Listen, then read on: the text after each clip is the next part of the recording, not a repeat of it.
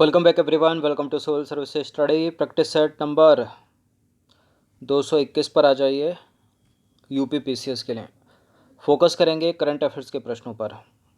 तो चलिए स्टार्ट करते हैं। इस पूरी की पूरी टेस्ट सीरीज़ की प्लेलिस्ट का लिंक डिस्क्रिप्शन बॉक्स में है, वहाँ पर आप टेस्ट नंबर 1 से लेकर 221 तक पहुँच सकते हो। तो क्वेश्चन नंबर 1 पर आ जाइए। निम्नलिखित कथनों पर विचार करना है। 2 स्टेटमेंट है, यहाँ पर बताना है कि कौन सा करेक्ट होगा।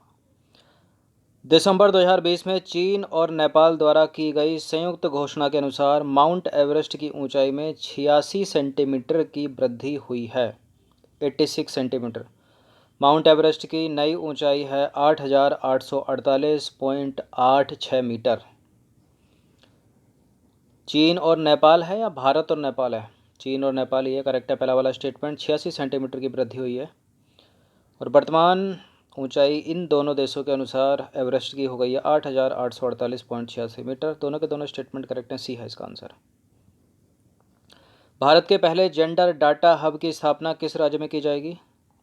भारत का पहला gender data hub Kerala, option number C, option number B. तो भारत के पहले जेंडर डेटा हब की स्थापना केरल में की जाएगी। जेंडर डेटा हब की स्थापना के पीछे का उद्देश्य लैंगिक समानता और महिला सशक्तिकरण के लिए विभिन्न अग्रणी पहलों को गहन और व्यापक बनाने में मदद करना है। क्वेश्चन नंबर 3 पर आ जाइए। भारत सबसे पहले सुरक्षा परिषद का अस्थायी सदस्य कब बना था? बताइए कब बना था भारत सुरक्षा परिषद का अस्थायी सदस्य सबसे पहले? ये 5 मेंबर होते हैं, इसमें परमानेंट 10 होते हैं, अस्थाई रोटेशन घूमता रहता है इनका। तो 50-51 में बना था, ऑप्शन नंबर ए है इसका आंसर। तो भारत सबसे पहले संयुक्त राष्ट्र सुरक्षा परिषद का अस्थाई सदस्य 1950-51 में बना था। क्वेश्चन नंबर 4 पर आ जाइए। पहला अंतर्राष्ट्रीय महामारी तैयारी दिवस कब मनाया गया था? पहला अंतर्राष्ट्रीय महामारी तैयारी दिवस मनाया गया था अभी हाल ही में 2020 में, लेकिन कब? दिसंबर सब में देखिए 27 दिसंबर 2020 को इम्पोर्टेंट है, इसलिए डी है इसका आंसर। याद रखना इसको, डेट को। 27 दिसंबर 2020 को पहला अंतर्राष्ट्रीय महामारी तैयारी दिवस, international day of epidemic preparedness, ठीक है, संयुक्त राष्ट्र संघ द्वारा मनाया गया। इंटरनेशनल डे ऑफ एपिडेमिक, ठीक है, प्रिपेयर्डनेस डे जो है वो 27 दिसंबर 2020 को मनाया गया, अंतर्राष्ट्रीय महामारी तैयारी दिवस। क्वेश्चन नंबर 5 पर आ जाइए। किलाउआ ज्वालामुखी निम्नलिखित में से कहाँ स्थित है जो हाल ही में एक्टिव हुआ, सक्रिय हो गया अपने विस्फोट के कारण, प्रस्फुटन के कारण? कहाँ पर? इंडोनेशिया, हवाई द्वीप, ईरान या जापान? देखिए सबसे ज़्यादा ज्वालामुखी जापान में, लेकिन ये जापान में नहीं, ये है हवाई का, हवाई द्वीप, सेंट्रल पैसिफिक। तो किलाउआ ज्वालामुखी हवाई द्वीप में स्थित एक ज्वालामुखी है। यह ज्वालामुखी 20 दिसंबर 2020 को सक्रिय हो गया, एक्टिव हो गया। और जो भी एक्टिव हो जाते हैं वो न्यूज़ बन जाते हैं, ठीक है। क्वेश्चन नंबर 6 पर आ जाइए। हाल ही में सुर्खियों में रहा भरसान 4 क्या है? कोई द्वीप है, तितली की प्रजाति है, मेढक की प्रजाति है, उपरोक्त में से कोई नहीं। भसन 4, भसन 4 एक द्वीप है, ऑप्शन नंबर ए है इसका आंसर। तो बांग्लादेश सरकार जो है वो रोहिंग्या मुसलमानों को बसाए जाने के कारण दिसंबर 2020 में भसन 4 नामक द्वीप चर्चा में आया, जो बंगाल की खाड़ी में स्थित है, ठीक है। भसन 4 बंगाल की खाड़ी में, रोहिंग्या मुसलमान, बांग्लादेश की सरकार। क्वेश्चन नंबर 7 पर आ जाइए। दिसंबर 2020 में आए तूफान का नाम है बिल्ला से प्रभावित देश निम्नलिखित में से कौन से थे? कहाँ पर आया बिल्ला? एशिया का तो है नहीं बिल्ला, एशिया का नहीं है तो भारत, पाकिस्तान, म्यांमार, बांग्लादेश को एलिमिनेट कर दीजिए। यूरोप में आया था ये, तो फ्रांस और ब्रिटेन इसका आंसर हो जाएगा, ऑप्शन नंबर सी। तो दिसंबर 2020 में आए तूफान बेला से उपयुक्त में से दिए गए फ्रांस और ब्रिटेन प्रभावित हुए। क्वेश्चन नंबर 8 है। दिसंबर 2020 में फोर्ब्स पत्रिका द्वारा वर्ष 2020 के लिए जारी 100 सर्वाधिक शक्तिशाली महिलाओं की वार्षिक सूची में कितनी भारतीय महिलाएं शामिल हैं? 2, 3, 4, 5? 3 भारतीय महिलाएं इसमें शामिल हैं 100 में, ठीक है। ऑप्शन नंबर बी है इसका आंसर। तो 8 दिसंबर 2020 को फोर्ब्स पत्रिका द्वारा वर्ष 2020 के लिए जारी 100 सर्वाधिक शक्तिशाली महिलाओं की वार्षिक सूची में 3 भारतीय महिलाएं शामिल हैं। इसमें निर्मला सीतारमण को 41वां स्थान मिला है, रोशनी नडार मल्होत्रा को 55वां स्थान और किरण मजूमदार शाह को 68वां स्थान प्राप्त हुआ है।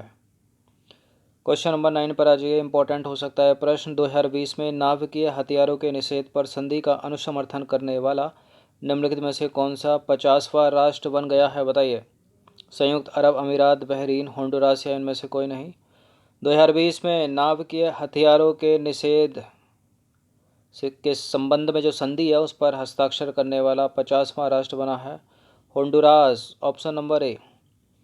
तो 24 अक्टूबर 2020 को नाभिकीय हथियारों के निषेध पर संधि का अनुसमर्थन करने वाला 50वां राष्ट्र होंडुरास बना। 50 राष्ट्रों द्वारा अनुसमर्थन कर दिए जाने के पश्चात 22 जनवरी 2021 से संधि लागू हो गई है। क्वेश्चन नंबर 10 है, निम्नलिखित कथनों पर विचार करेंगे। दो स्टेटमेंट है यहाँ पर, बताने के इनमें से कौन सा करेक्ट होगा। अरब क्षेत्र में निर्मित होने वाला पहला नाभिकीय ऊर्जा संयंत्र बराका संयंत्र है।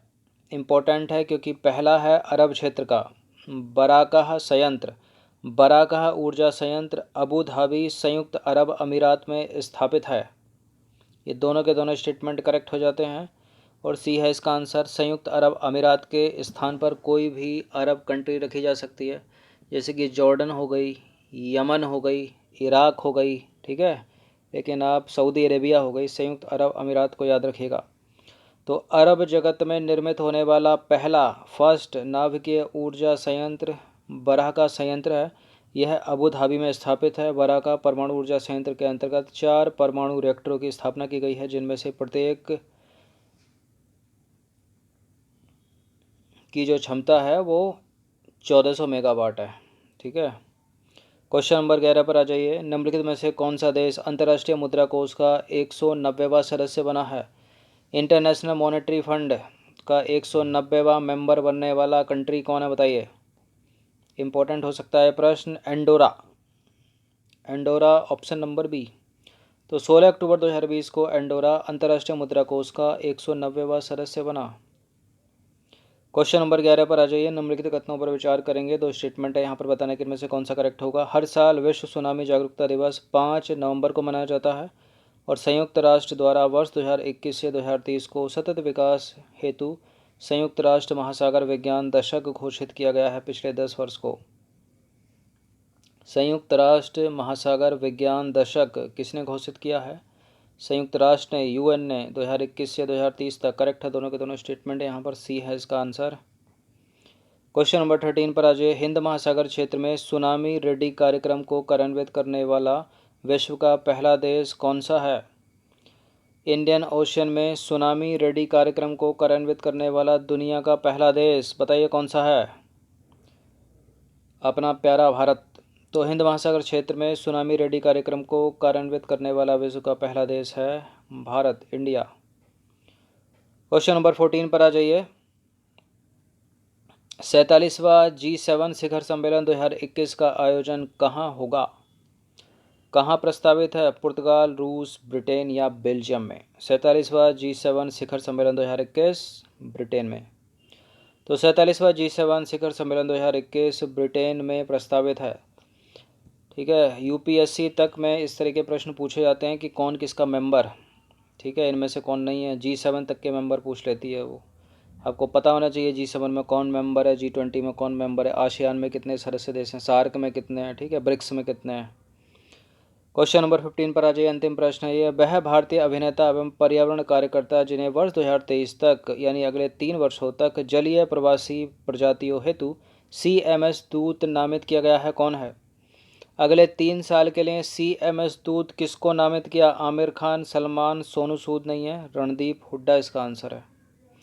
तो रणदीप हुड्डा को वर्ष 2023 तक जलीय प्रवासी प्रजातियों हेतु CMS दूत नामित किया गया है, उत्तर, ठीक है, सेंट्रल गवर्नमेंट के द्वारा। चलिए, तो करंट अफेयर्स के कुछ इंपॉर्टेंट प्रश्न, इनकी प्रैक्टिस एक बार कर लीजिएगा। धन्यवाद।